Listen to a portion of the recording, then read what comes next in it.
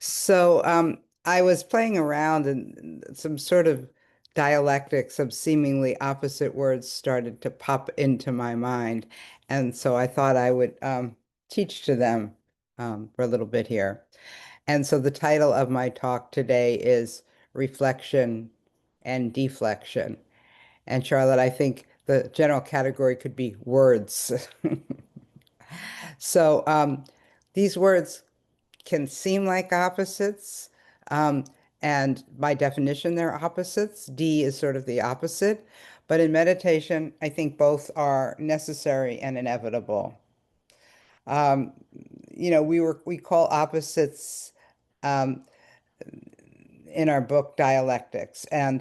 But when these two are stated as opposites, they're stated as reflection brings us towards our experience, deflection moves us away, reflect or and reflection fosters intimacy with our inner world, and deflection creates distance.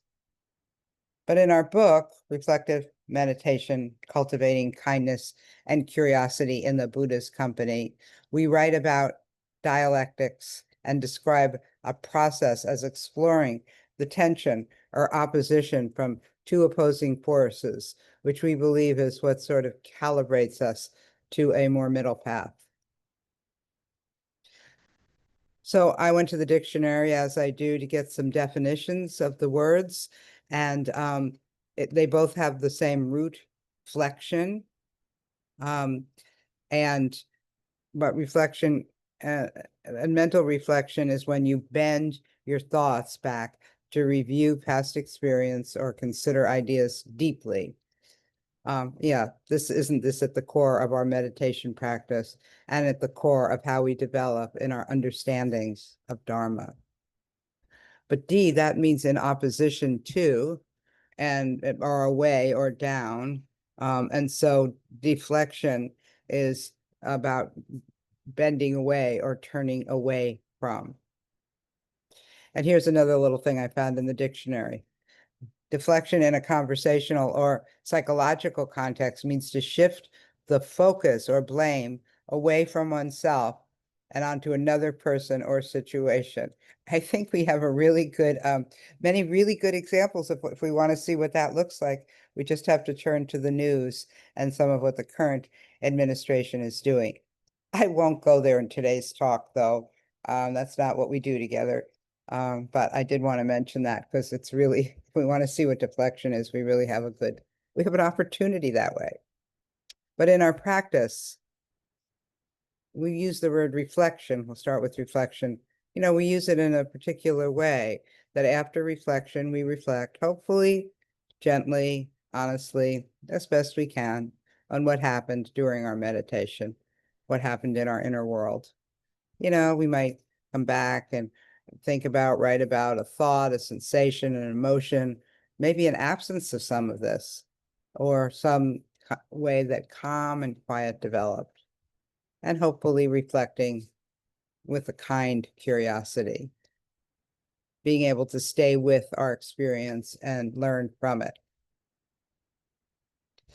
Deflection, though, happens when an experience just feels uncomfortable, too vulnerable. And here's an important one, maybe too ordinary. I think that might be the main area where people deflect. Oh, I've done that a million times. It's just the same old, same old. We look away. We change our attention, our focus of attention.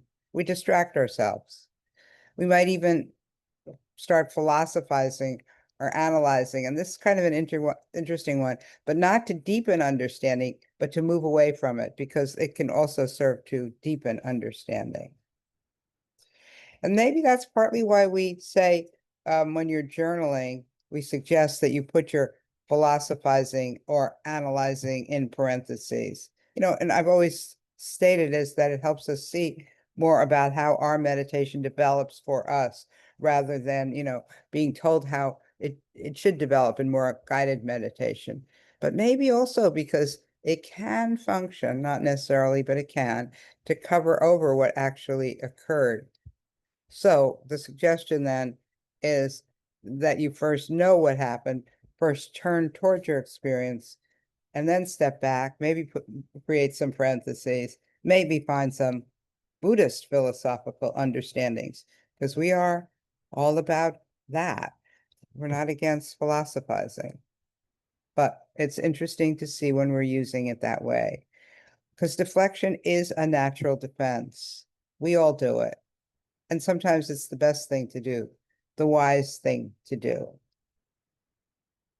Because when it's just too much, what's coming up is just too raw, too soon, then it's good to deflect, because we're not trying to rip ourselves open.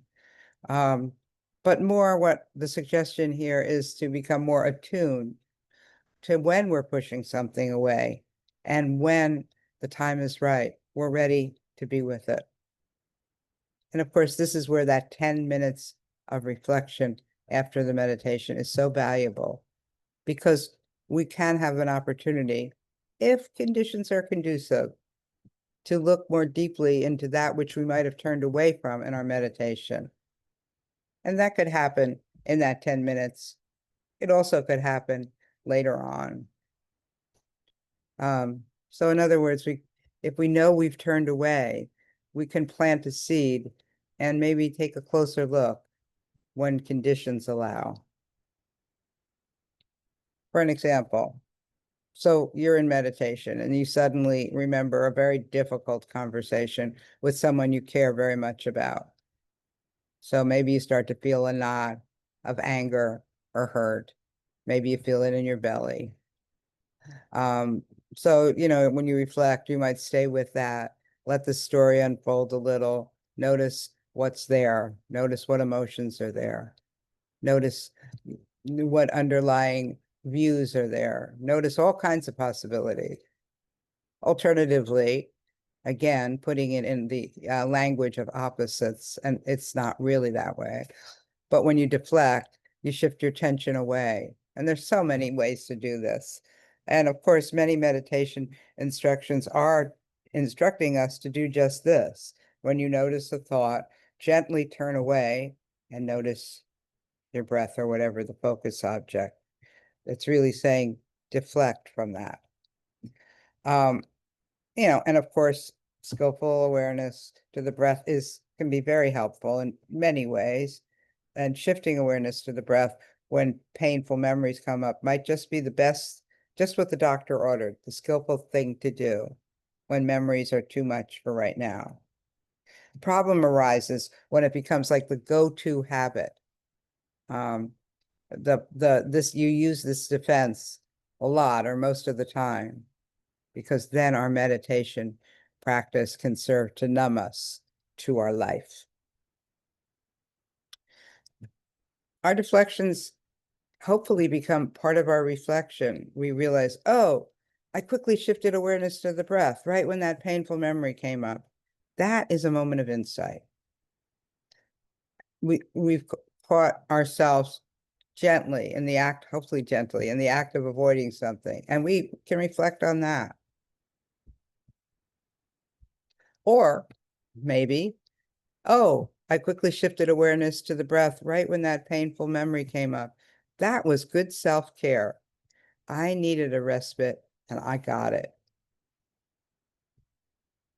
So, as you probably well know, liberation comes not from escaping our experience, but from knowing it deeply, from seeing the Dharma in it, from seeing its impermanence, from seeing its constructed nature and its capacity to change.